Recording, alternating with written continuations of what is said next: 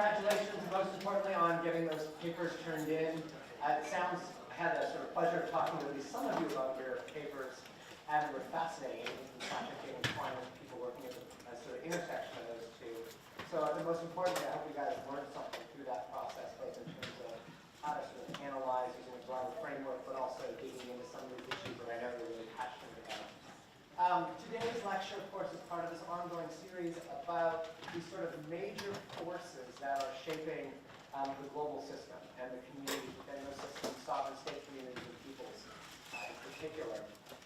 And I think today's is particularly interesting because this sort of focus on urbanization as a major trend, I think one of the readings, as it already happening in a more urban world than rural. We are officially in a more urban world than a rural world, which is a major shift.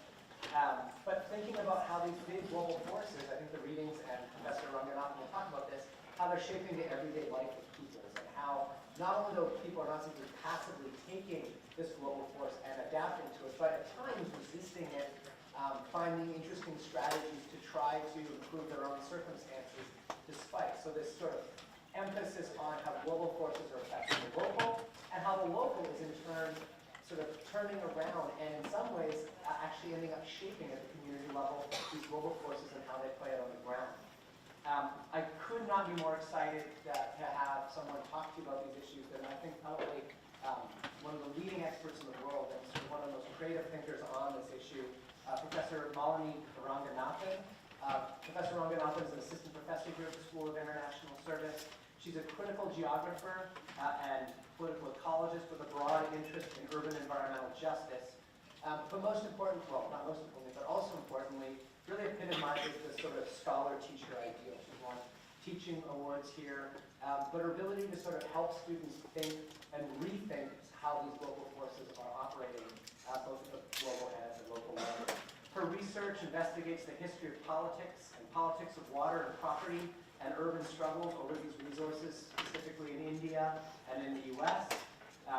She's really published in a long list of some of our top journals in the fields of geography and more broadly international affairs, as well as contributing to a number of blogs and more sort of widely accessible pieces. In 2017, she was awarded the American Council of Learned Societies Andrew W. Mellon Foundation Humanities Grant, a very, very prestigious grant, for a collaborative book project on corruption plots, Imagined Publics, the Ethics of Space in the Millennial City, on the stories and imaginaries surrounding real estate corruption, land grabs, and widening inequality that we're seeing in global cities. Previously, Dr. Ranganathan was a postdoc fellow in the Department of Geography at the University of Illinois Champaign-Urbana and has held research positions at TERI in New Delhi and the Tears Mullen in Dakar and the Asia Development Bank in Manila. She's also an outstanding, accomplished scholar and teacher, as I mentioned, including in 2018 winning the SIS's Scholar Teacher of the Year award, which is given out only once per year. I actually should, on a personal note, tell her that I'm personally grateful, and I hope you are too. Dr. Ranganathan was really instrumental in nudging me to think about this world politics curriculum and to reimagine it in a way that better captured not only the global trends that are shaping our world in the 21st century, but also thinking about all the voices that either have a say or should have a say in shaping how we think about these trends and who these forces are impacting and how they're responding. So to really create, I think, a more robust, a more cutting-edge curriculum. And so she really deserves help both in nudging me to think about that, but then doing the difficult work of actually trying to bring that into something that I think is still the best world politics curriculum that I've seen that's not quite so narrow as a lot of others. So we're really proud of her work, and I'm really grateful to her, and I'm really grateful that she took the time. She was at a conference all last week, and so this is really great she took the time. Dr. Ranganathan.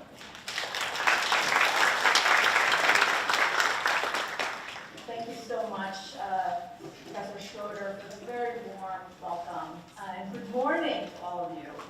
I'm thrilled to be here today. As Professor Schroeder mentioned, I'm a professor at SIS. I also am faculty affiliate at AU's new Anti-Racist Research and Policy Center. And part of my role at SIS, at American View, and also within the American Academy, is to think more deeply about transnational connectivities between the global South and global North, and the ways in which we can sort of think more deeply about even the U.S. as a post-colonial and even ongoing in the lecture today, while also connecting with stuff you've already learned in this class in order to deepen that learning and that knowledge. This is a class on world politics. And I know that from looking at the syllabus, you spent considerable time looking at great power relations, right? Anarchy and hierarchy in the world systems, the so-called liberal international world order, right? Whether it actually ever existed, what it's done, whether it can be salvaged, etc., and what perhaps is fundamentally wrong with it. But perhaps what you haven't seen as much in this class as yet is politics beyond the nation state. The actually existing lived politics of the majority of the world. Right? If we are to define politics in the broadest sense possible as struggles over power, space, and resources, then most certainly world politics should not be understood as being confined to the nation state. So today I'm going to talk to you about how the urban is a stage for politics, for revolution, for rebellion, for revolt, and for struggles over justice. I want to start by just explaining who I am as a scholar. Mike told you a little bit about this, but I am a critical urban geographer, right? And this is a field that is in close conversation with international relations, but perhaps more than international relations is concerned with the subnational. Right? What goes on under that veil of the supposed sovereign nation state, right? How people actually play out their lives, right? Power relationships built by race, class, and gender at the level of the region or of the urban, right? And of course, there are also agrarian and rural geographers that study rural movements and spaces. So I'm particularly interested in urban inequality. I look at long histories of housing segregation under apartheid in South Africa, under state-mandated racial segregation in the United States, and under the colonial encounter and the post-colonial state in India. I ask questions such as, what are the root causes of urban inequalities, and how do marginalized groups contest these injustices? Okay. Here's a photograph of me in 2014 in the city of Cape Town, an absolutely stunning city in South Africa.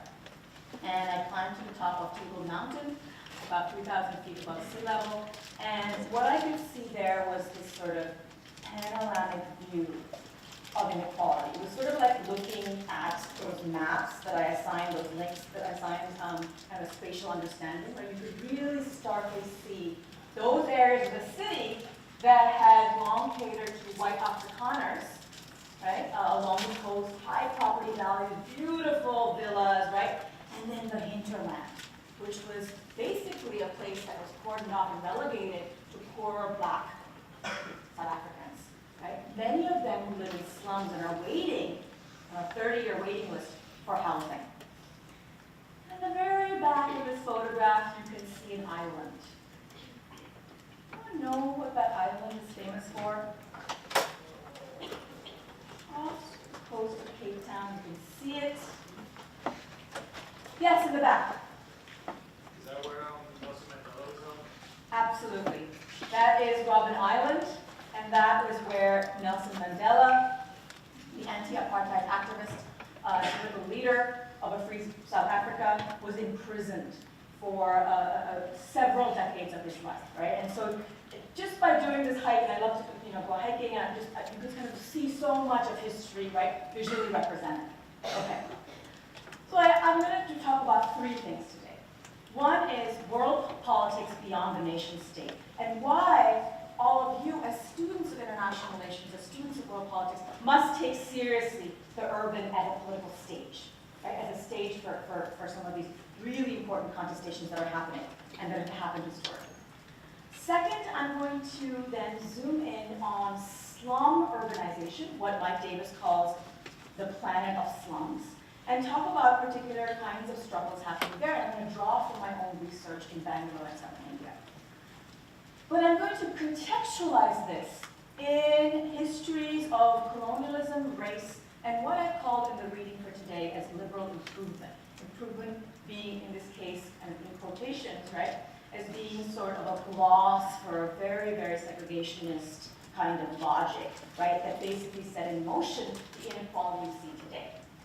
I'll then do the transnational flip and end with talking about struggles over racial justice in the United States, very much against a similar kind of racialized logic of urban improvement, urban renewal that POC activists in the United States sought to fight against. Okay, and then we'll discuss some questions.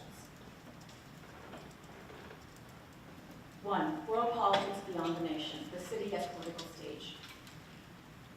In 2011, in a movement that became known as the Arab Spring, hundreds of thousands of protesters took to the streets in Cairo's Tahrir Square in Egypt to protest then-President Hosni Mubarak's tyrannical and corrupt rule. Among other demands, they wanted an end to police brutality, state repression, and widespread government corruption. Now, at first blush, these types of demands can be understood as contesting the national regime, right? As contesting the authoritarian rule by Mubarak. But when you look more closely at the kinds of rhetoric and demands that Egyptian protesters were making, you'll see that their anger was directed at the poor quality of life in the city, especially around the poor quality of housing and poor access, right? The lack of basic human freedoms, especially in the ways that the police used to routinely, right, exert violence and repress poorer groups and dissenters, right? And their anger was also directed at the lack of infrastructures, poor public transit, unreliable electricity supply. All of these basic services, what you could think of as vital infrastructures, right, came to stand in as emblematic of the nation-state's failures. A few months later, as Occupy Wall Street took over Zuccotti Park in New York City, and by the way, what was the premise of the Occupy movement?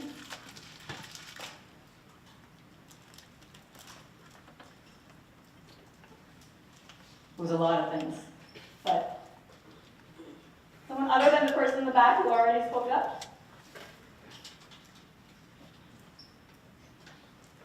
Okay, go for it.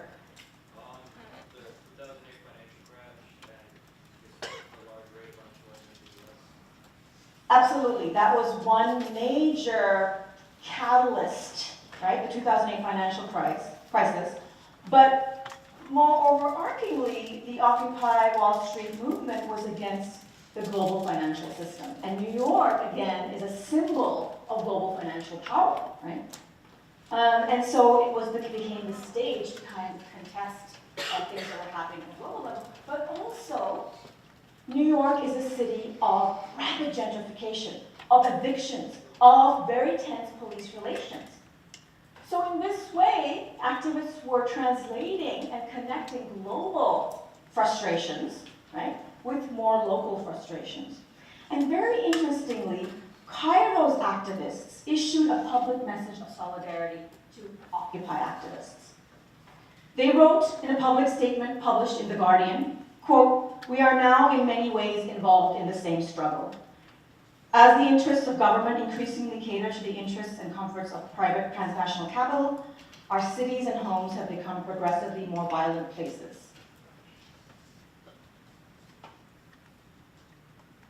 Subject to the casual ravages of the next economic development system or urban renewal scheme." So I bring up this case. You need to keep using that when I go.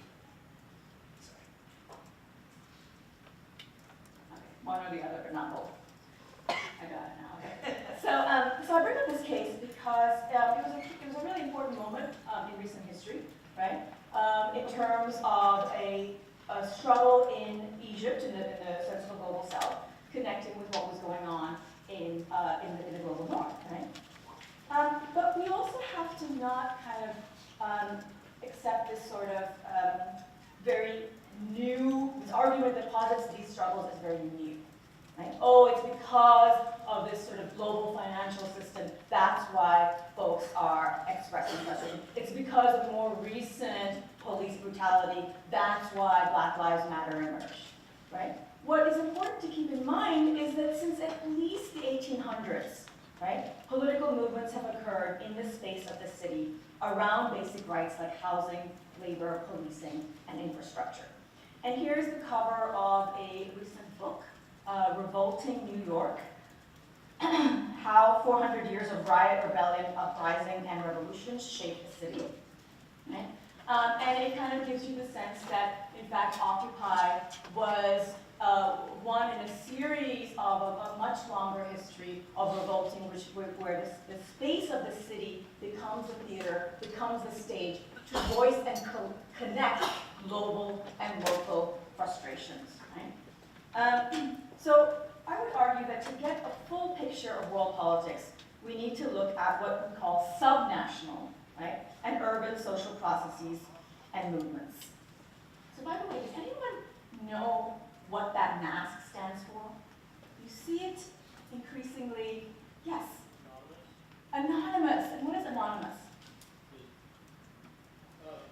Anonymous with capital A, by the way.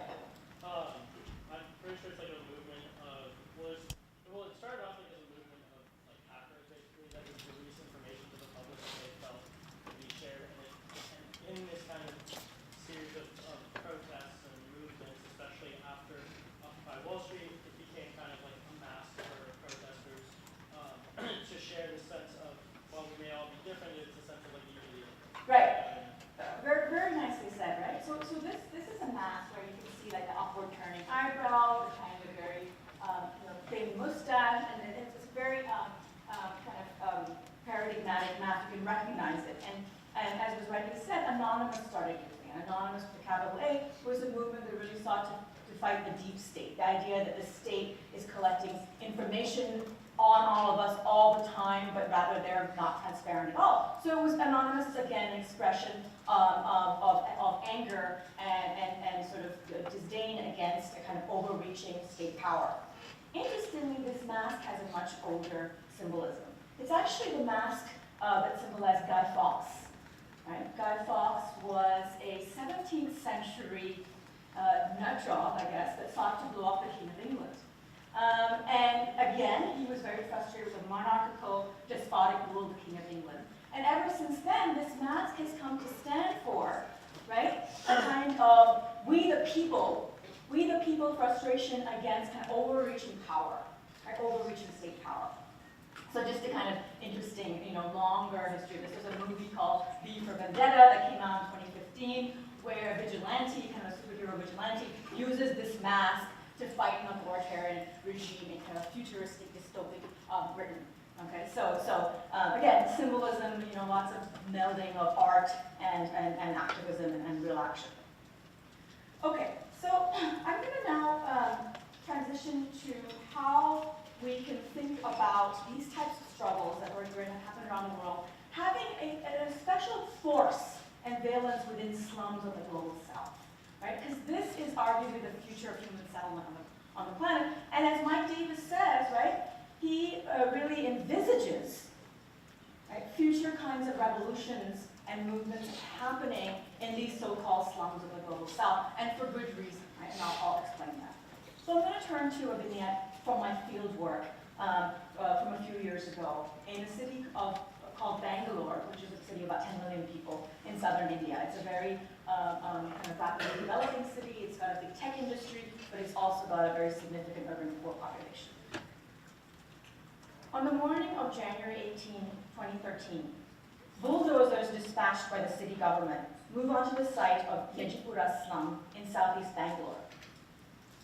Most residents were up, washing in the few public taps available in the settlement, and preparing their children for school and themselves for the domestic labor, waste picking, drain cleaning, cannery, meat packing, and other kinds of labor-intensive jobs that they had.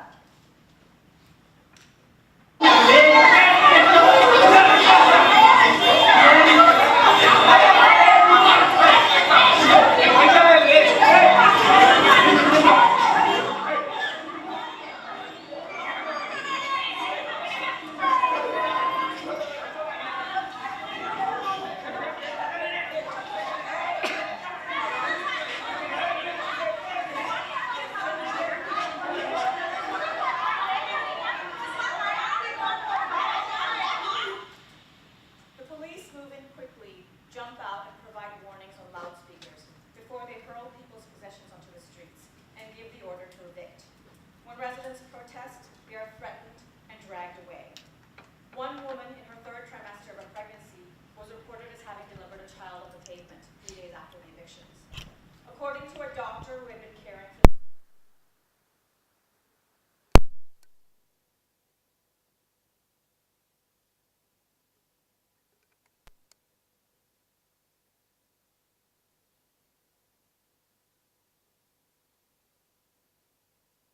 was placed around the evicted land to signal that the property was now private and off limits. This was an urban improvement project. Over 5,000 people had been evicted that day. Where once had stood the nearly 30-year-old government-recognized slum was now barren land ready for a luxury real estate project involving a shopping mall, car parks, 2 luxury hotels, and a high-rise condominium by a company known as Maverick Holdings Private Limited, a subsidiary of Garuda Enterprises. Later that year, galvanized by anti-eviction groups, slum dwellers protested in downtown Bangalore, holding signs such as "No malls, we need homes," and photographs of the bulldozers razing their homes to the ground. They also called out the government's covert partnership with a real estate developer, referring to this as a blatant case of corruption, despite it being framed within the liberal language of improvement. Now, it's notable here that a lot of women partook in the protest, right? Often you have urban struggles, especially slum struggles, being galvanized around the position of by women, even though leadership might be men of these movements. And it's also notable that they're galvanizing around the statue of Dr. B.R. Ambedkar, who's the kind of equivalent of Martin Luther King in India, who fought for the emancipation of some of India's lowest caste and most untouchable groups, right, which the slum houses. I cite this case for my research because if world politics is about the study of power relations between nation states, the international, then it must equally be about the study of power relations in smaller and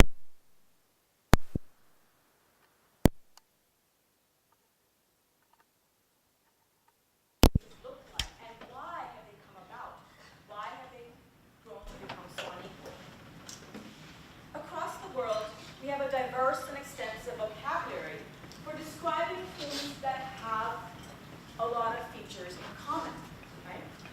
Shantytown in much of sub-Saharan Africa, barangay in the Philippines, auto-constructed periphery of favela in Brazil, comuna or barrio invasione in Latin America, quartier spontané in Francophone West Africa, basti, jukki-jogri, or hutments in South Asia, and even colonia at the US-Mexico border.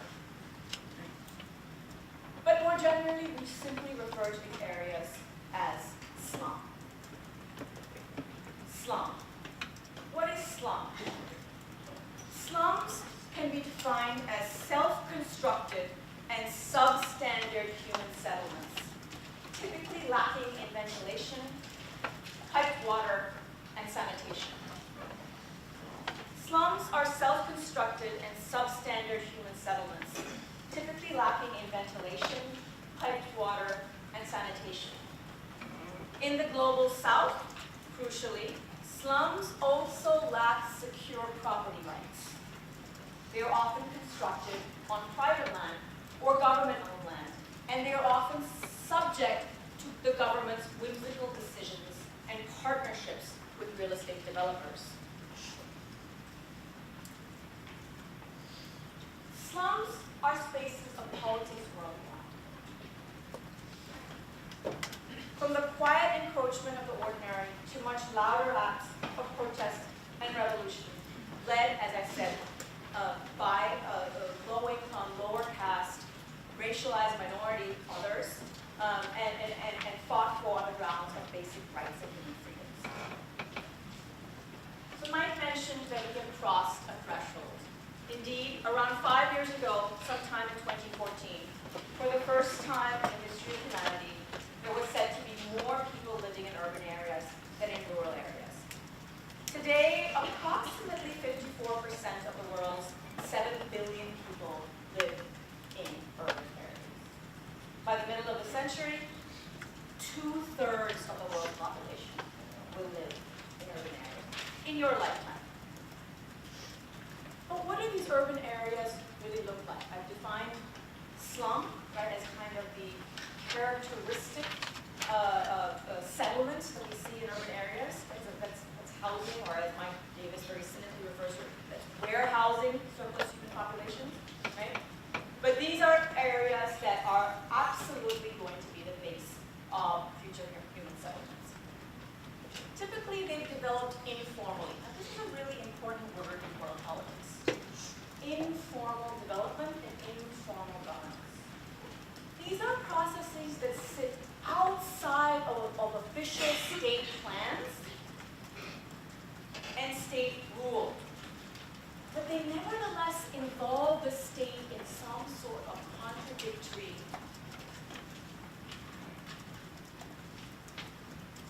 or covert way.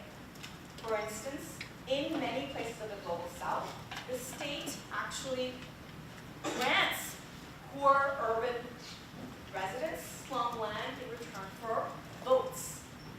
Slums become this place to wage electoral politics. Slums matter for politics worldwide. That's one of the most important lessons that I'm here to share with you.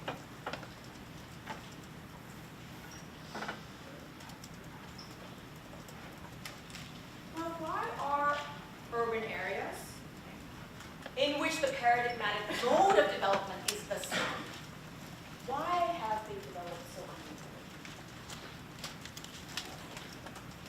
So I'm going to go through a really crucial period of late 19th century, early 20th century development, right?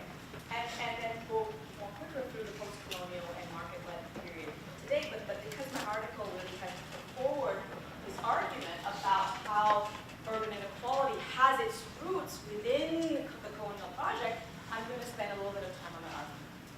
To do that, I'm going to review a couple of key terms that you've already come across in this class.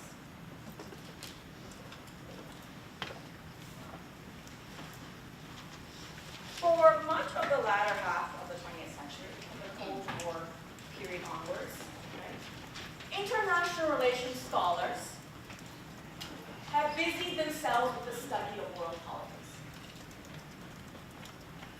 Remember that all knowledge is situated and positioned according to particular relations of power and privilege.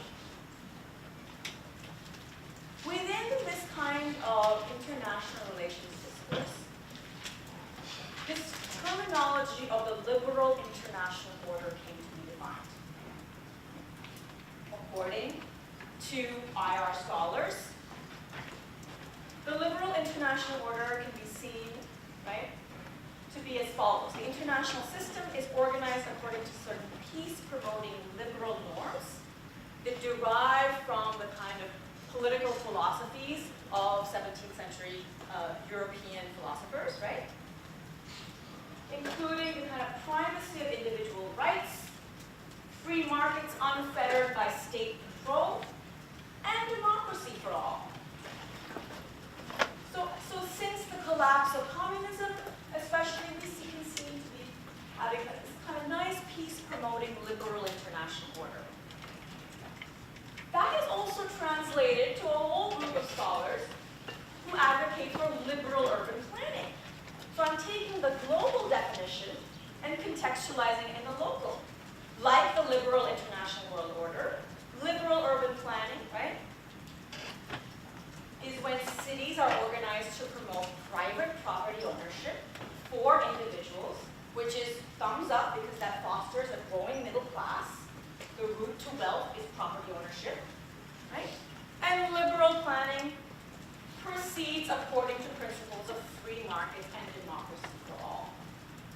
So just like scholars have imagined a liberal international order in the international relations realm, urban planning, geography scholars have imagined liberal planning in the urban realm. So it's kind of a parallel, but on different scales.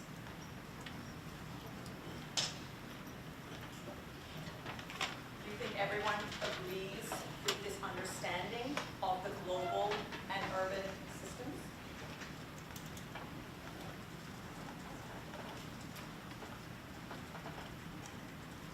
Not so quick, say post-colonial and critical race scholars.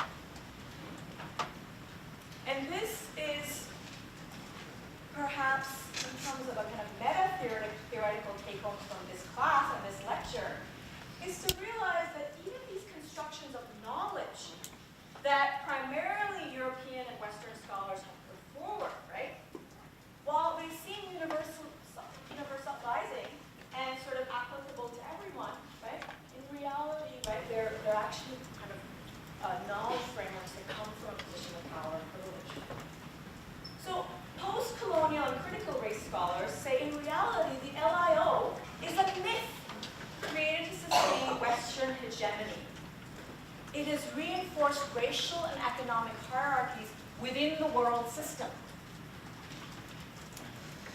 There are those countries that are seen to be deserving of Western aid, of civilizing mission, of upliftment, and there are those countries that are seen to be the heart of darkness, the uncivilized barbaric other. And in fact, what we call the liberal international order has really been maintained through processes of violence, right? The violence of both the Cold War and the hot wars, right? As well as neoliberal economic policies. So what I've done here is I've painted a diametrically opposite set of theoretical stipulations, right, or postulates by post-colonial critical race theorists, largely speaking from the vantage of Black and brown scholars. And similarly, that critique has emanated from the local or subnational, right? What you call liberal urban planning, the extension of private property to all individuals, is in reality a very hierarchical process, right? Liberal urban planning, much like the liberal international order, creates and sustains racial and class hierarchies. Only certain European, in the case of colonial cities, and white, in the case of American cities, and upper class groups benefited from private property ownership. 90% of home loans provided by the GI Bill went to white veterans returning from World War II. Black veterans who fought alongside them were denied these mortgage loans. Liberal planning others through racialized violence, police brutality, evictions, and neoliberal policies. So scholars like W. Du Bois, who was writing in the late 19th century and traveled globally and kind of saw similar patterns in America to elsewhere. Scholars like Iliji Permar, who read critiquing the liberal international order, and scholars like Kianga Yamada Taylor, queer Black scholar at Princeton University, have all sought to write against these sorts of universalizing frames that posit democracy is good for all.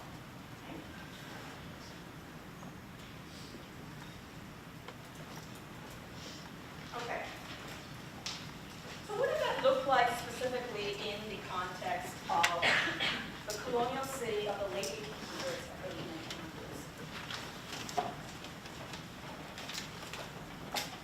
I've done in-depth archival research on British planning logics, laws, policies as they were implemented in colonial India as kind of an example of this. But I've read the literature and also seen that there were many similarities because there was a lot of back and forth, like it's like how empire learns. Like the French learned from the British learned from the Portuguese. And a lot of learning going back and forth in terms of how to control colonial populations. So, through the guise of liberal improvement, right, Europeans maintained strict racial segregation between whites and non-white native laborers in urban areas. So you typically had areas of cities like Johannesburg, Cape Town, Lagos, Jakarta, Accra, Dakar, right, Bombay. All of these cities had black towns and white towns. It was very, very stark, right? Because this kind of separation was thought to help to establish relations of domination. I teach an environmental sustainability and global health class. And part of my role, as I see, is to teach those topics critically. Thinking about how those categories of global health actually came to be. What you saw happening in cities of the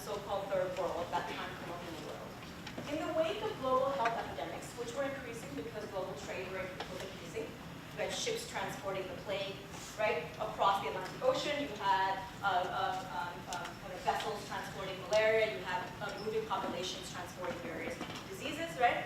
But in the wake of global health epidemics, particularly three, cholera, plague, and malaria, colonial rulers, right, living in more densely populated urban areas as laboring populations who are working to fuel the finances of empire, right? They harbored these racialized fears that diseases originated in the bodies of dirty natives. And you can see reams and reams of literature and kind of planning manuals specifying how, in kind of completely quack medicine, right, how the disease came from the uncivilized and barbaric practices of sort of black and brown bodies in the colonial world. Okay? So thus, even though you had already existing segregation, right, diseases further cemented those segregationist spatial planning policies. And you had very clear language around improvement.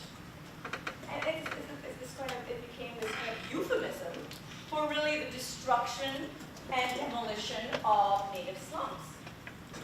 Never has a word been used which actually signals something quite different in the reading and the literature about this term. You had improvement manuals. Here's a shot of the City of Bangalore Improvement Act, which lays out systematically how native poor populations harbor diseases and should therefore be civilized and improved and their houses cleared, right, to make way for more Western hygienic norms of residential settlement, infrastructure, etc. Right? So as I discussed in my article, liberal improvement translated to private property for the few. Not for the many, but for the few. And for the many, it translated into further destitution, the physical removal from places near where they worked, right, to the peripheries of the city, and their dehumanization in terms of state perceptions and narratives towards them. So I trace this kind of improvement logic and project, really, through the 20th century, and show that it didn't actually just end when the British left. It continued to be articulated even in post-colonial state plans, even though the logic shifted from now catered to Europeans to cater to upper-class Indians. And you saw that throughout the world in post-colonial African and Southeast Asian cities, that those areas that were formerly occupied by Europeans were then came to be occupied by upper-class natives of those polities. All in the name of improvement. And this has been one of the most insidious legacies of liberal planning in the city. And so to speak to the post-colonial critical race critiques of both the liberal world order as well as the liberal planning, right, there's something to be said about the fact that, you have to ask the question, well, liberalism for who? Improvement for who? Democracy for who? Private property for who? Right?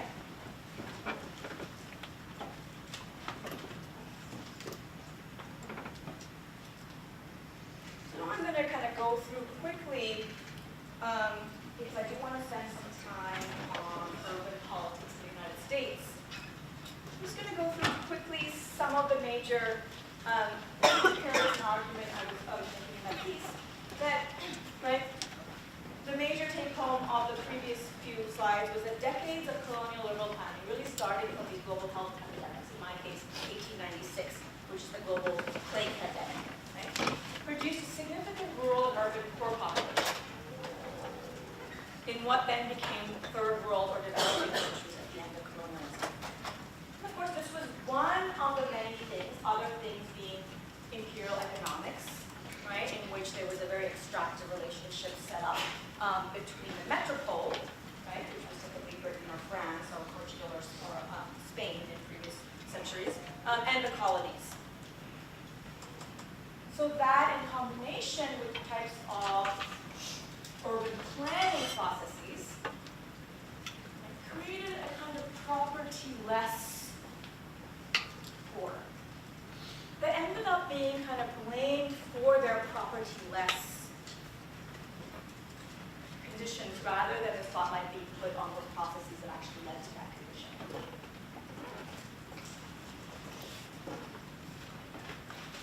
I think when we look back at the last 5 decades at least, we see this tragedy wherein in countries across the former colonized world, even post-colonial governments, those that actually fought nationalist struggles against colonial powers, those that fought independence movements continued many of the same policies, languages, approaches, attitudes, right, towards these said propertyless poor populations. That's the complexity of war politics, right? It's not a clear, oh, the Europeans colonized and that's what made things really bad. Power is not so simple.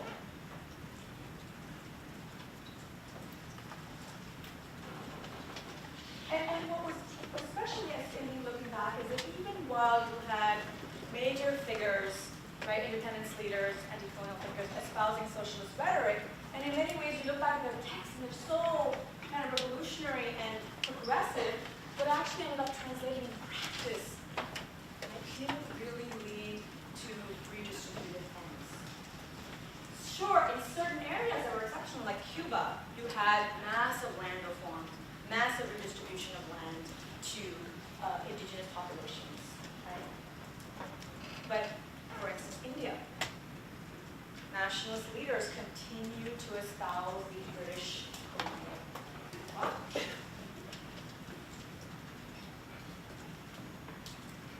And so even well into the mid to latter half of the 20th century, you had a kind of widening inequality that was carried to the colonial era. But because these leaders had espoused socialist principles, right, that became the sort of the beating horse, right, that neoliberal kind of market-based national institutions started attacking. And so in the 1980s, what you saw was aggressive market-based policies, the shrinking of the state, the closing down of state hospitals, the sort of cutting down of subsidies and welfare, the privatization of industry happening all across the global south. And this is what Mike Davis refers to as the SAPing, sapping of the third world. Do you remember what that means from the reading?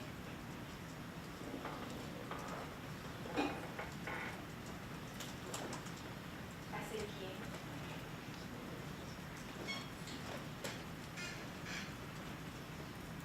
It's an acronym that stands for Structural Adjustment Program. Okay. And starting from the 1980s, we saw a lot of these very strictly market-oriented policies known as structural adjustment that further exacerbated these conditions of inequality, especially in cities. People lost their jobs overnight. People lost even the modicum of support they had for social welfare and around housing. This you saw especially bad in West Africa. Prices soared. Suddenly, a loaf of bread was costing you 20% of your salary income. Okay? So all of these things further contributed to a kind of rise in urban informality, people taking on jobs, right, in the informal sector, shoe shining, right, street vending, right, and a rise in kind of slum population in slum settlements.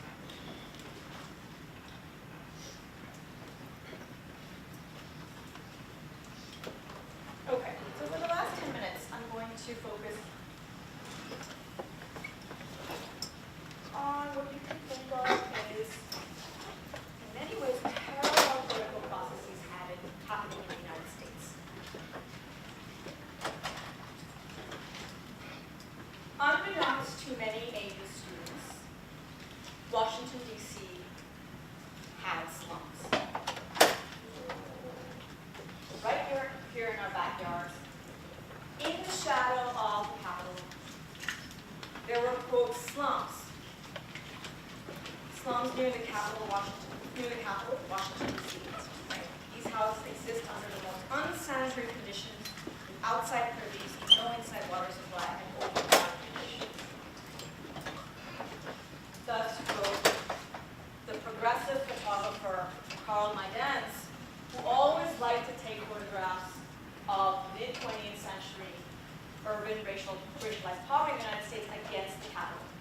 So he used to really think very politically that by juxtaposing the capital, that great emblem of liberty, freedom, and democracy, right, with the actual lived conditions of urban residents, he would be sending a political message.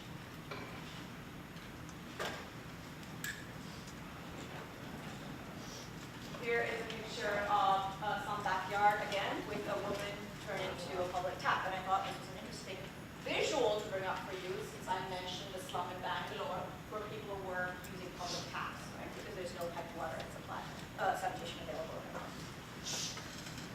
Now, of course, why were there slums in Washington, D.C.?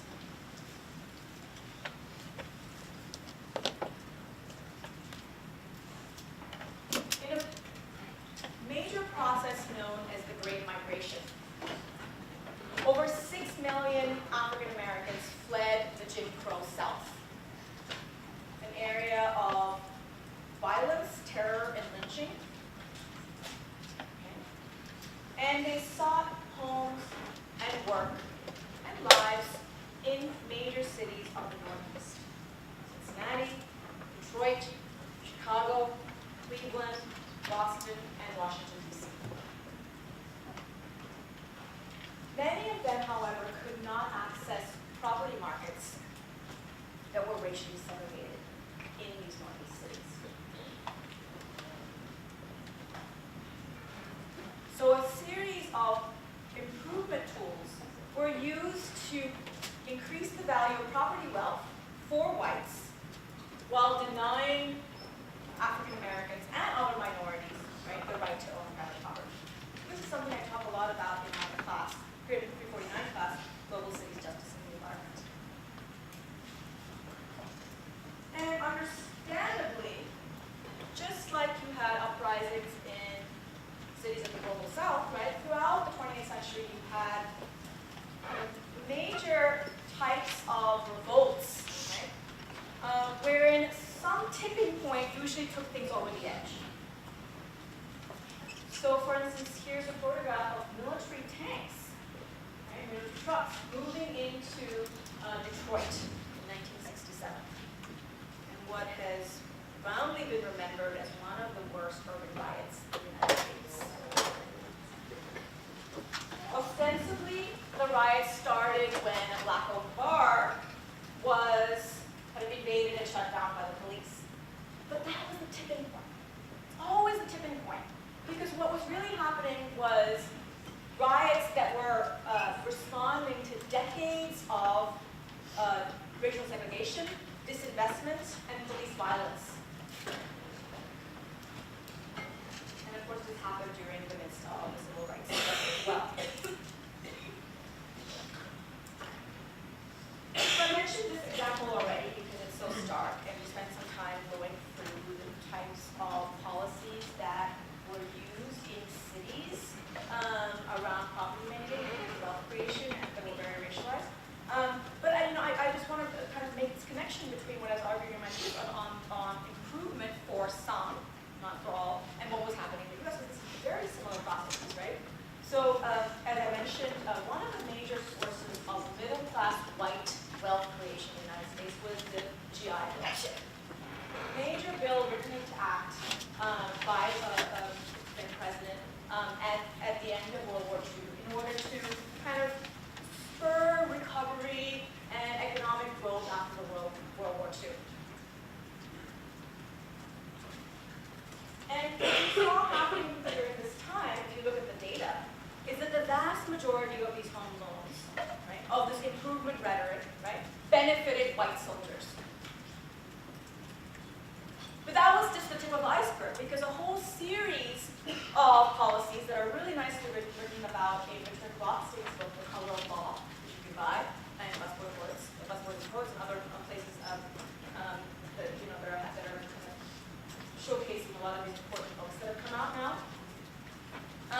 But there was a series of policies and tools that were used, most notably redlining, which was a tool to kind of designate certain areas of the city as not worthy of being invested in or extending loans to, and certain populations as not investable.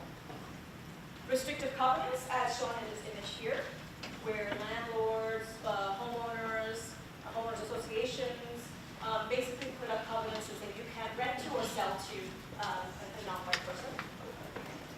And block busting was another tool, which basically had a similar effect, right? Of taking neighborhoods, streets, right? What they would do is there was a street that was maybe all white, and they would find a home that was vacant, sell it to a black person, right? And then immediately stir racial fears about their property, the white homeowner's property value going down.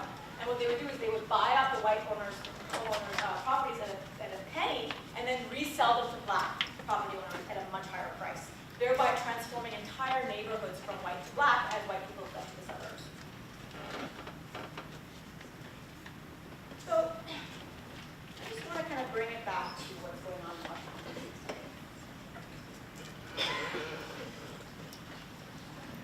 We no longer have these overtly segregationist and discriminatory policies in urban environments that have long undergirded the production of inequality. But we do have new processes that articulate the old. Most recently, the National Community Reinvestment Coalition, NCRC, published a report, Washington, D.C., the District of Gentrification.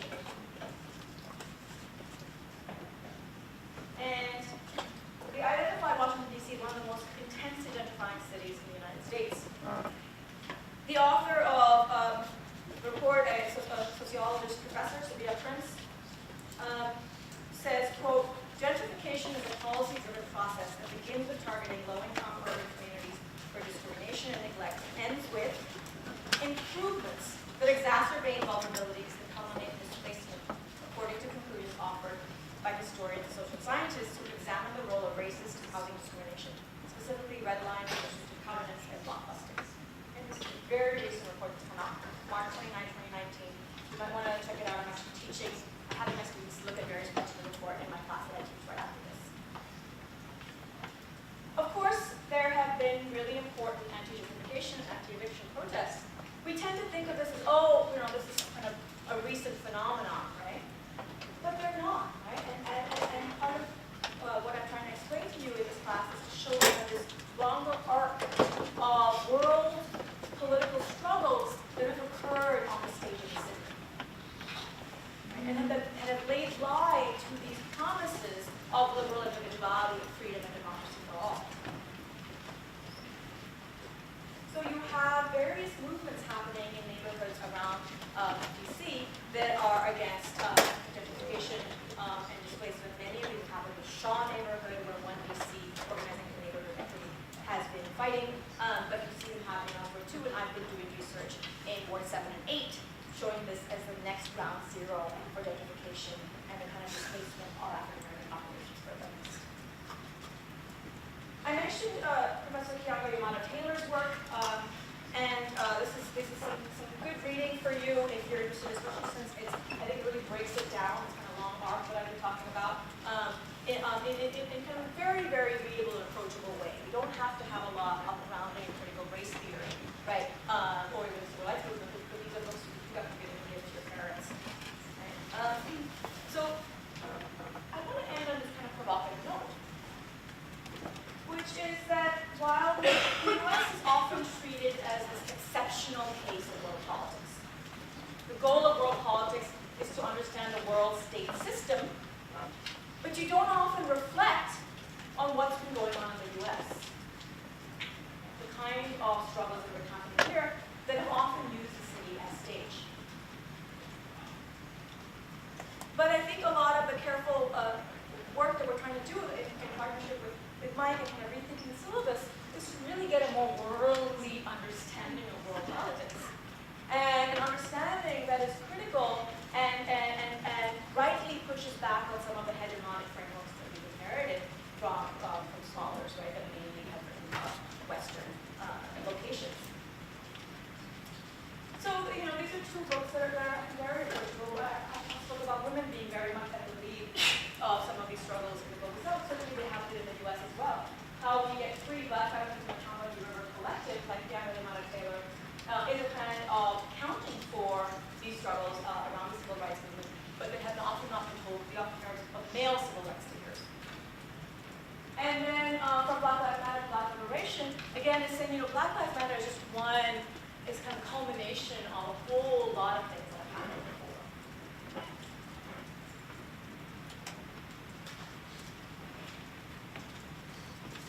So I'll end there. Welcome you to find my email address online. It's molly@america.edu.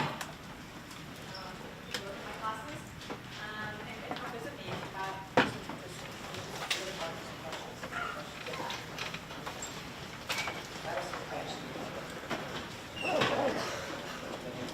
Questions? Yeah. Maybe we'll do is we'll collect a couple and then we'll have the answer. I have a couple questions for the beginning. You spoke about 19th century and how, despite socialist policies, some leaders were using, similar rhetoric and logic that post-colonial British India. So I'm wondering, in the U.S. context, after Arthur Brooks came out with The Pursuit of Happiness about expanding capitalism in third world countries, what would be the goal, in your opinion, to end these inequalities, to become communist, or to become where everyone's equal and there's no quote-unquote hierarchy in economic, or the opposite? So I'm trying to move forward.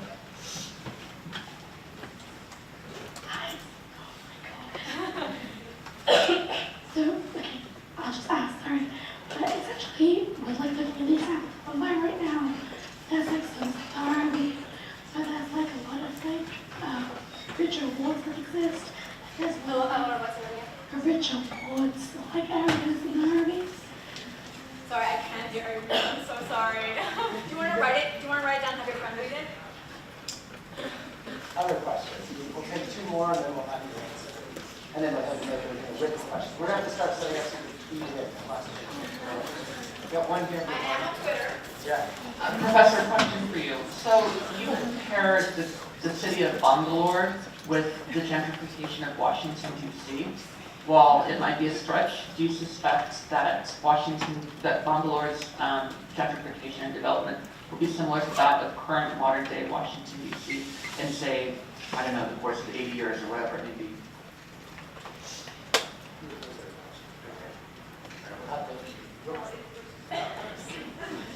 Hi, I was just wondering what you think the Amazon move to Nova and DC will do to the current dynamics of gentrification in South DC. Which they've successfully thwarted though, right? For now, wait and see, yeah. We'll leave it at that and Okay. maybe we can answer those. Okay, so there's three questions, right? One is on the question of what future for capitalism versus socialism. One on what is the kind of comparative power here between bringing two very different cities into conversation. I mean, in Bangalore and DC, and do you see similar processes happening there? And third is what's likely to happen if something like Amazon, let's take it as a broader question, moves into a city like New York, right? Really good questions, very much part of the conversation right now. And I think the question on sort of, if not capitalism, if not socialism, then what, is a really important question. I mean, it sounds really simple or very complicated, depending on how you see it, but it's such an excellent question. And I think we've seen that what I was trying to bring up with the 20th century, not 19th, 20th century experiments with socialism in the global south, is that in reality, those did not really live up to expectations for redistribution and kind of equal treatment of people, right? Often authoritarian regimes took power and it became more like totalitarianism rather than actually democratic or other forms of socialism, right? And even in cases of relatively stable communist regimes, obviously there are significant, issues around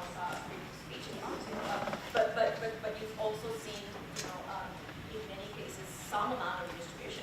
So I think we have to not think it, so here's my very sort of dreamy and speculative, but I think we have to not think in these creative categories. Like, oh, it's either capitalism or socialism. But I really think we have to be imaginative and creative and think about, right, some of what's going on with the rhetoric around the Green New Deal is clearly still a little bit of rhetoric, is this kind of vision. This vision that doesn't strictly adhere, right, to Marxism, say. Nor does it, and clearly it shies away from some of the more selfish aspects of capitalism. But it doesn't completely throw away that either. We're not, you know, the vision of Green New Deal is not kind of calling for all out, right, socializing or all operating resources.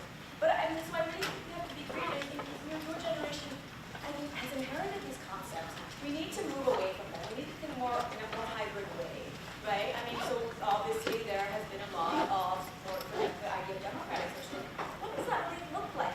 Right? Beyond Scandinavia, do we have any successful examples? Not really, right? But can we work towards a more workable vision of that? So I mean, that's my kind of more speculative, dreamy answer to your question. That like, let's get away from these categories. On the question of Bangalore and Washington D.C.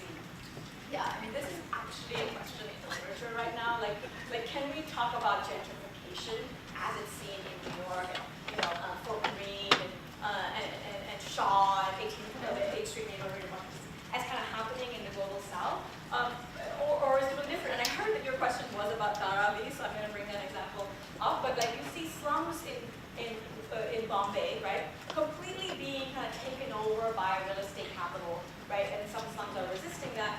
But it's sort of a much more violent form of gentrification. Like, you have the police going in, evicting folks. But gentrification happens in kind of creeping, slower way. First you have a Whole Foods, then you have a bike share thing, then you have, right, other things happening that suddenly, you have a mural of like a beautiful mural depicting black people. Then you know, okay, this is a little bit dangerous now. What's going on here, right? And so I think it's much more slow and creeping, and I think processes are distinct in some ways, but the overall impacts of people losing a foothold in the city, the overall kind of material impact definitely have some similarities. But I think as being social scientists, we have to look at, you know, how those causal processes are proceeding. So just like you have people moving to Prince County, entering suburban poverty in the U.S., you have people being thrown to the peripheries in the South. And then on the question of Amazon, I mean, I think for now, there's been such a strong political movement in New York. It looks like they might have won the battle for now, but in terms of the longer term, I mean, I certainly think that unless a big box business like that comes in and sort of makes certain guarantees, right, about providing jobs to local populations, and kind of genuinely seeks to sort of work with the social boundary rather than